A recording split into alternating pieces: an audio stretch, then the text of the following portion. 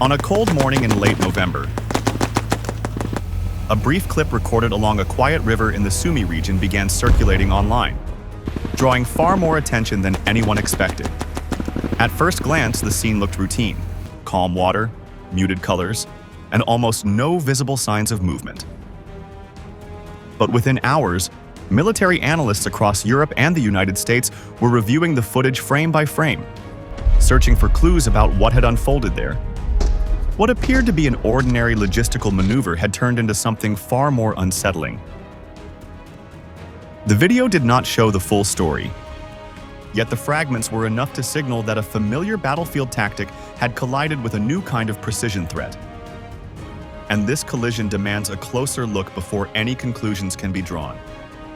What happened next explains why this short river clip has become one of the most discussed moments of the month.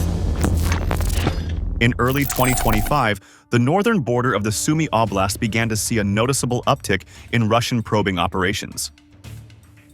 Small assault and reconnaissance groups started appearing more frequently near border villages, signaling a shift from large-scale offensives to covert infiltration. A particular Russian unit prepared what looked like a routine resupply and reinforcement mission. Instead of sending armored convoys across open terrain, they opted for narrow stream river crossing. A handful of light boats, low profile, unprotected, and loaded with ammunition and extra soldiers set off under the cover of tree lines in daylight. The assumption was straightforward. The narrow width of the river, surrounding foliage, and daytime lighting would make detection unlikely. Those in command believed that camouflage nets and natural shadow would hide their approach until the boats reached the far bank. They misjudged. Unbeknownst to them, Ukrainian forces had already tightened surveillance in the region. Months of persistent drone patrols, both high-altitude and low-level reconnaissance, had woven an intricate network of eyes in the sky. In the nearby northern sector of Sumy, a unit of the Ukrainian Territorial Defense, the 104th Territorial Defense Brigade, operates a drone company whose remit is precisely to monitor the border and intercept enemy infiltration attempts. This brigade relies on a mix of surveillance tools from basic quadcopters flying low over woods and riverbanks to thermal sensors and night vision systems. This layered approach ensures that movement along rivers or hidden tracks rarely escapes detection. Their presence had already forced Russian planners to rethink infiltration routes in several other areas around Sumy. On the day of the crossing, surveillance drones reportedly picked up unusual activity hours before the boats launched. Observers tracked the assembly of small craft, their loading of ammunition and troops, and their movement toward the riverbank. That early detection gave Ukrainian commanders time to position FPV drone teams discreetly along the likely crossing points.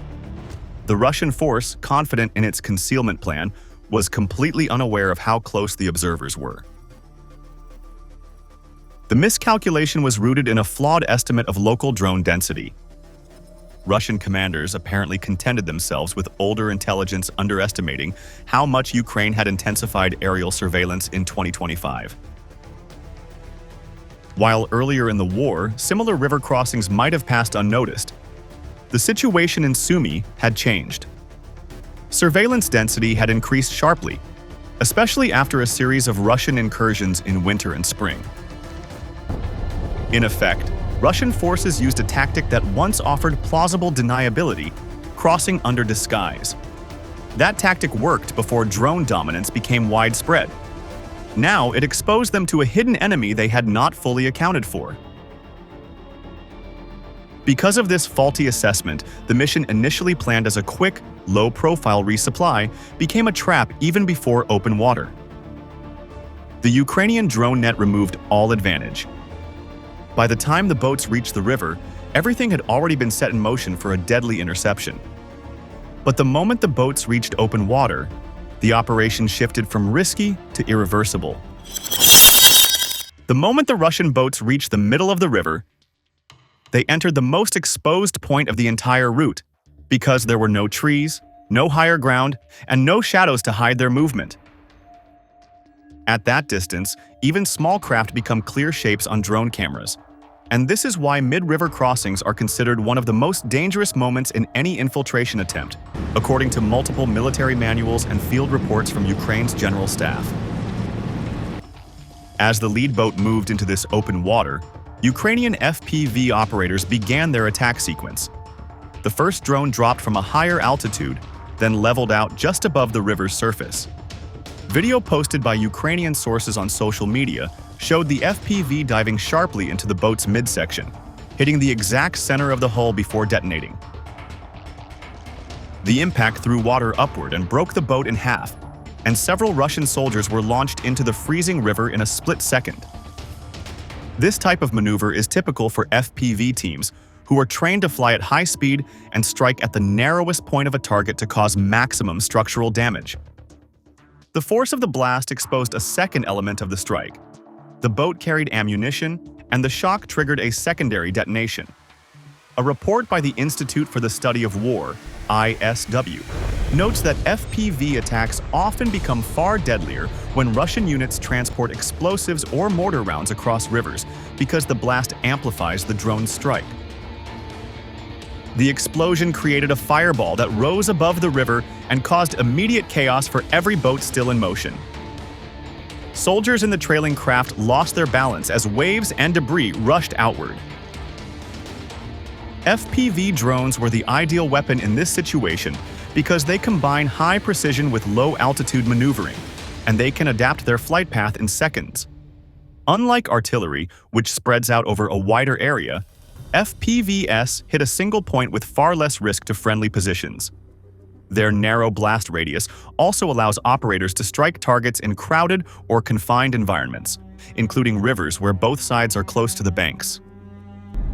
Analysts at the Royal United Services Institute, RUSI, explain that FPVs are often used to hit vehicles under bridges, boats in tight channels, and troops hiding in trenches because they can weave through small gaps and follow moving targets with surprising accuracy. Once the first boat was destroyed, the rest of the formation struggled to maintain order. The trailing vessels tried to turn back, but the shock of the initial blast left them vulnerable. Russian Marines shouted commands across the water, but their voices could barely be heard over the sound of other drones already circling above. Panic spread quickly because the survivors understood that more strikes were near. The operators controlling the FPVs kept their drones low, following the wakes of the boats as bright white lines on their screens. With the Russian formation broken, the chain reaction began to unfold. More drones targeted the second and third boats, hitting them from different angles to limit escape options.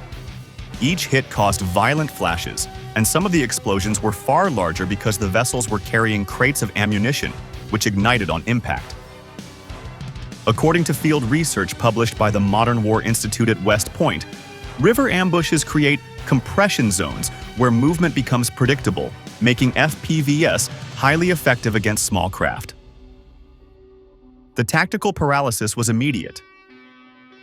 Russian troops jumped into the water to avoid being hit, but the cold slowed their movements. The remaining boats had no clear route forward or back, and any attempt to regroup only made them easier targets. Drone pilots watching from concealed positions used every second to adjust their aim, treating the river as a flat, open surface where no target could disappear from sight. By this stage, the attack had fully shifted control of the crossing to the Ukrainian side. The river, which Russian commanders had expected to serve as a shield, instead became the place where their entire plan collapsed. And once the first explosion shattered the formation, everything that followed unfolded with alarming speed. The Russian formation began to fall apart the moment the second boat tried to escape because the crew understood that staying in the open water meant certain danger. They attempted to reverse course and push back toward the launch point, but turning a small craft under stress is difficult. And the sudden movement created a clear wake line that Ukrainian FPV pilots could follow. Video shared by several Ukrainian channels shows an FPV speeding along the water's surface, closing the distance in a straight line before slamming into the rear section of the boat. The impact set off the ammunition stored inside. and the entire vessel lit up in a fireball that rose above the river. Events like this match previous battlefield reports that warn how explosive material can magnify FPV strikes, including an observation from the Institute for the Study of War (YSW), noting that secondary blasts often cause more casualties than the drone itself. The remaining boats tried to form a retreat, yet their movement lacked order because almost every Marine aboard was reacting to the threat above, rather than to their team's commands. Panic spread quickly as more drones circled overhead, creating a constant buzzing sound that soldiers have described in past interviews as the warning you hear before it is too late. The Modern War Institute at West Point has written that panic inside a small unit increases when drones hover at low altitude, because the crew cannot predict which direction the next strike will come from.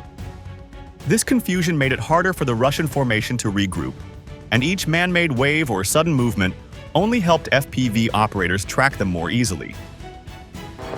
Some soldiers abandoned their boats and jumped into the river, believing they could swim back to the nearest bank. But even this desperate move offered little safety, because FPV pilots continued to follow the ripples created by each swimmer. Drones flew only a few feet above the surface, and, according to footage posted by Ukrainian sources, several detonated within meters of individual targets. This method of close-range tracking has been used before in other regions of the front, and RUSI analysts have confirmed that FPV operators often switch to low flight patterns when pursuing scattered personnel in open water or open fields. The cold water slowed the swimmers, and every second they spent exposed increased the chance of another drone diving toward them. The river soon changed from a crossing point into a destruction zone, because the explosions broke apart the wooden hulls and spread debris across the surface. Oil from the damaged engines floated outward in dark patches, mixing with burnt fragments that drifted along the current.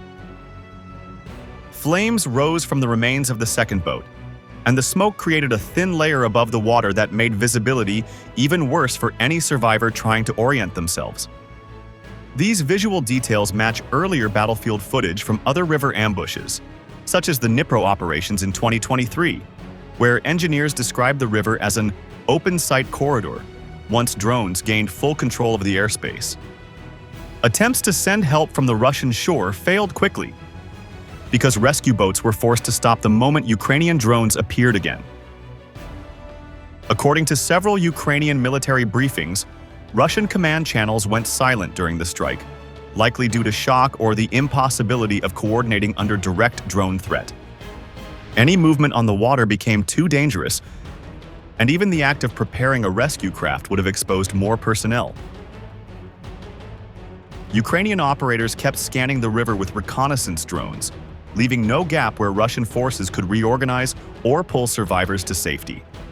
This sustained pressure shows how FPV teams blend rapid attack tactics with constant aerial surveillance to deny the enemy any chance to reset the fight.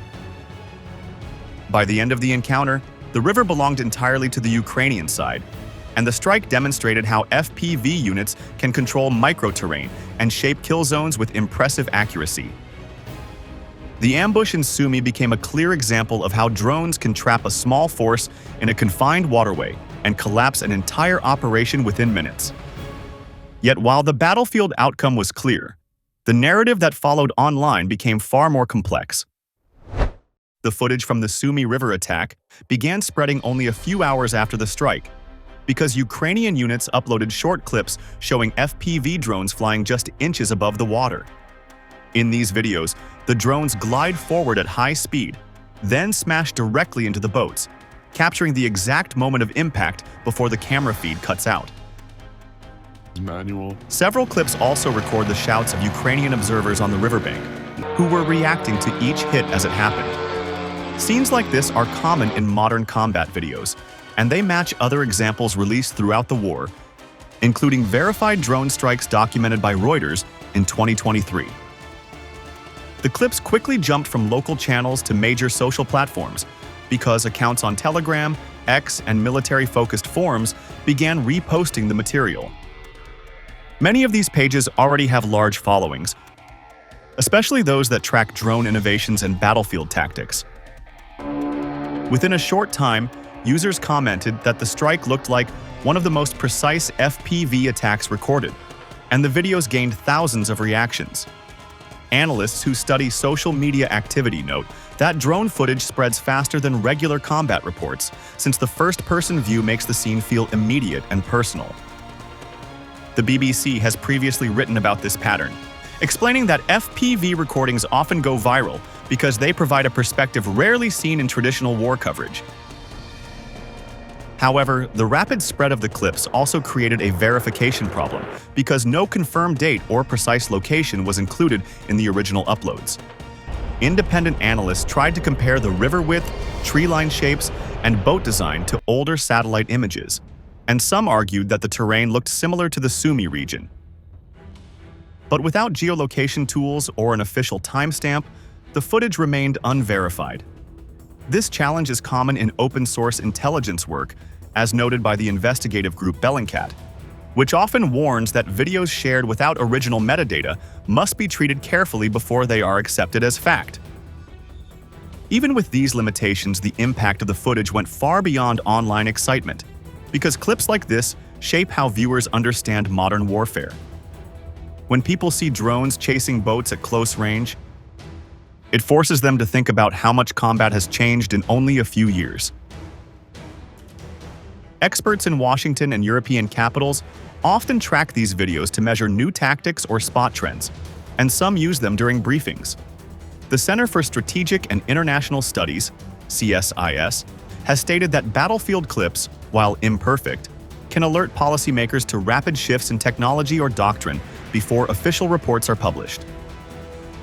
The footage also reignited debates about drone ethics, because FPV attacks raise difficult questions about civilian risk, escalation, and the psychological impact on soldiers. Several military journals have pointed out that drones can blur the line between surveillance and lethal action, and this has become a growing concern for Western governments watching the war unfold. These discussions are not new, but each viral clip pushes them back into public view. For Western audiences, especially in the United States, this video matters because it highlights a tactical shift that could influence future NATO planning. River crossings, amphibious operations, and even small unit movements may need to be redesigned to face drones that can strike with such accuracy and speed. This is why analysts consider the Sumy footage more than just a dramatic clip. It is a sign of how low-cost precision weapons are rewriting old assumptions. Behind the viral debate lies a deeper military question that matters far more than the footage itself. Ukraine's frontline units see FPV drones as one of the most effective tools in this war, because they combine precision, flexibility, and low cost in a way that traditional weapons cannot match. Ukrainian commanders have said in several briefings that FPVs allow small teams to strike targets that would normally require artillery or large missiles, but at a fraction of the expense. A recent analysis from the Royal United Services Institute, RUSI, noted that many Ukrainian FPV units operate with budgets far smaller than conventional battalions, yet deliver hits with similar accuracy when conditions are right. This makes FPVs a natural choice for Ukraine, especially in regions like Sumy, where small rivers and narrow valleys help drones fly low and stay hidden until the final seconds. The terrain itself increases the effectiveness of FPVs, because rivers create predictable movement paths that drones can exploit. Ukraine has learned to use this geography as a force multiplier, and drone pilots often fly along the waterline to reduce their visual signature. For Ukraine, the combination of skilled operators and natural terrain advantages has turned even small rivers into defensive barriers. CSIS reports that Ukraine has used this same strategy in multiple sectors, using FPVs to block supply lines or force Russian units to abandon crossings altogether. This strategic use of geography helps smaller Ukrainian units control far larger areas with fewer men. Russia now faces a difficult challenge because many of its river-crossing tactics were designed decades ago and rely on the idea that artillery will cover the movement. Soviet-era doctrine encourages speed, smokescreens, and surprise to protect crossing troops, yet FPVs cut through all three. Electronic warfare can disrupt some drones, and counter-drone nets can offer limited protection, but these solutions are slow to move and very expensive to maintain. A detailed assessment by the Institute for the Study of War, ISW, points out that Russia is struggling to adapt its engineering units to modern drone threats, especially in areas where crossings cannot avoid open water. This means Russia must change tactics, invest in new gear, or risk more losses in similar situations. Military experts agree that FPV drones have turned river crossings into deadly gambles, because even well-trained marine units cannot hide in midstream. The Modern War Institute at West Point writes that tactical surprise is almost impossible against persistent drone overwatch, which can scan an area for hours and wait for the exact moment a target enters its path. This constant observation leaves very few safe windows for movement, and it forces commanders to think in new ways about time, terrain, and speed. When FPVs are in the air, even small delays can turn into major losses. Across the wider battlefield, the rise of FPVs reflects a shift away from old artillery-heavy doctrines towards sensor-shooter networks that make real-time targeting possible. This trend has grown stronger every month, as Ukraine and Russia both use drones to find targets and strike them within minutes. Analysts often call this attrition by microdrone, because low-cost FPVs can destroy vehicles worth hundreds of thousands of dollars. NATO publications have warned that this shift will reshape the way armies plan movement, especially in areas where troops once relied on concealment or natural terrain to stay safe. The psychological impact of drones adds another layer to this change, because soldiers now hear FPVs before they see them. In previous conflicts, incoming fire was often indirect or distant, but FPV drones bring a different kind of pressure. The BBC reported that Russian prisoners of war often describe the sound of drones overhead as a signal that something is coming and you cannot stop it. This effect increases stress and reduces unit cohesion, making FPVs effective not only as weapons but also as psychological tools. For NATO and US forces, the lessons from Sumy carry real weight, because future conflicts may involve similar risks during amphibious operations or river crossings.